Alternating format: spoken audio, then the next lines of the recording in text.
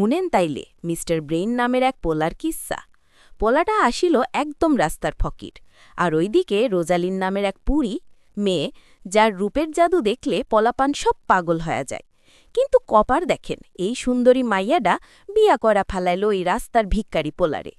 পরে হুনলে টাসকি খাইবেন, ওই ভিক্ষারি পোলা আসলে শহরের সবচেয়ে বড় লোক, একদম ট্যাকার কুমির। তয় কাহিনী হইল কেমনে কি এত সুন্দর মাইয়া ক্যান ফকিরে বিয়া করল, আর মিস্টার ব্রেইনই বা ক্যান ফকির সাজল।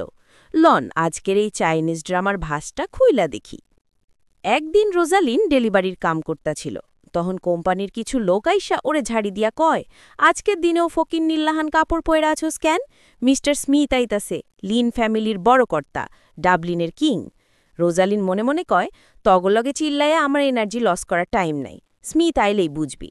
একটু পরেই স্মিথ আইসা রোজালিনের কাছে মাফ চায়, দেরি হওয়ার লাইগা। এইটা দেখা কই লোকগুলার তো চক্ষু চড়ক গাছ।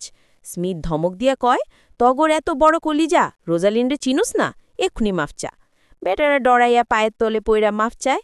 রোজালিন ওরে মাফ কইরা দিয়া কয়, আজকে আমার বিয়া, আমি যাইগা। স্মিথ জিগাইল, কই যাও? রোজালিন কয়, বিয়া করতে যাই। সিন পাল্টাইল, দেহি এক ভিত্তরি পোলা রাস্তার বৈশা ফোনে চাপাবাজি করতাছে। ওপাশ থেকে কেউ জানি কইতাছে তার দাদি ওরে খুঁজতাছে বিয়া দেওয়ার লেগা, তাই সে পলায় আইছে। ফোন রাখতেই একটা কুত্তা ওরে দেখা ঘেউ ঘেউ শুরু করল, আর পোলাডা ডরায়া পইরা গেল। তখনই রোজালিন আইসা কুত্তাটারে খাবার দিল, আর ওই ভিক্ষারি পোলারেও এক প্যাকেট রুটি দিল। রোজালিন জিগাইল, তোর বয়স কত রে, পড়ালেখা করছস? পোলা কয়, বয়স ২৮, স্কুলেও যাই নাই।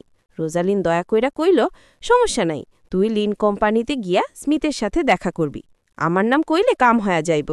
তখনই ওই ভিক্ষারি পোলার আসল রূপ বাইর হওয়ার আগেই কি তার মা আইসা হাজির।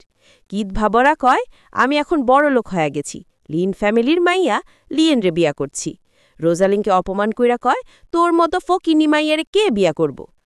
কি তার লিয়েন যখন রোজালিনকে অপমান কইরা তারে সোশ্যাল মিডিয়ায় ভাইরাল করার হুমকি দিতা ছিল, তখনই ওই ভিক্ষারি পোলা চিল্লায়া কয়, আমি বিয়া করব ওরে। রোজালিন তো অবাক, কিন্তু ইজ্জত বাঁচাইতে রাজি হয়ে গেল।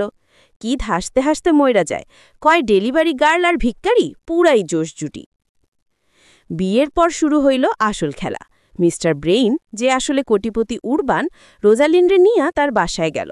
রোজালিন ভাবে পোলাটা গরিব, তাই নিজেই রান্নাবান্না শুরু করল। কিন্তু বাথরুমে গিয়া ব্রেইনের 6 প্যাক বডি দেখা মাইয়া পুরা ক্রাশ খায়ে গেল। পরদিন টেন্ডার মিটিং, রোজালিনকে ঢুকতে দেয় না গার্ড, কয়, ইনভিটেশন কার্ড কই? রোজালিন কয়, আরে বেটা, আমি তো মিটিং ডাকছি। গার্ড হাসাহাসি করে। তখনই ব্রেইন স্যুট টাই পইরা গাড়ি দিয়া নামল। গার্ড আর লিয়েনরা ওরে অপমান করতে গেলে ব্রেইন এক ধমক দিয়া কয়, চুপ থাক ফালতুরা। পকেট থেকে আরবান গ্রুপের আংটি পড়লেই গার্ড চিনে ফেলায়, আর পায়ে ধইরা মাফ চায়। মিটিং রুমে কি তার লিয়েন যখন রোজালিনরে নিয়ে মস্করা করতেছিল, তখনই আসল টাকার খেলা শুরু হইল। কার্ড চেক করতে গিয়া দেখা গেল লিয়েনের কার্ডে টাকা নাই, কিন্তু ভিক্ষারি ভাইবাজারে অপমান করতেছিল সেই ব্রেইনের কার্ডে $10 বিলিয়ন। মেশিন পর্যন্ত হ্যাং খায়া গেছে। স্মিথ তখন ব্রেইনরে সম্মান দেখাইল, লিয়েন আর কি বিশ্বাসই করে না। ব্রেইন তখন তার সিক্রেট রুমের দরজা ফিঙ্গারপ্রিন্ট দিয়া খুলল।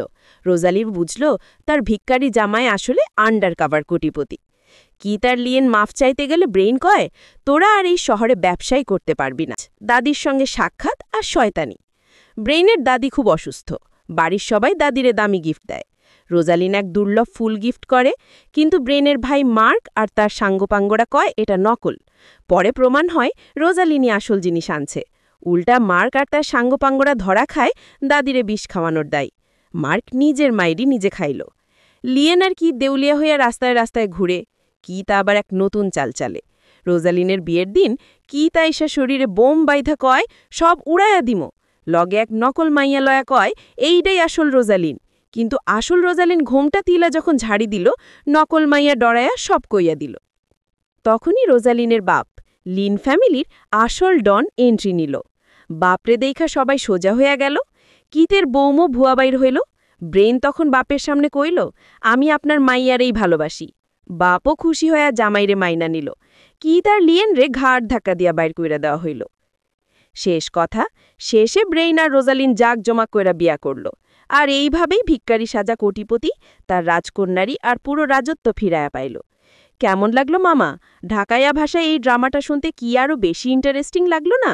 যদি ভালো লাগে তাইলে আওয়াজ দিয়েন। নেক্সটে অন্য কোনো মুভি বা ড্রামা ঢাকাইয়া স্টাইলে শুনায়া দিমু।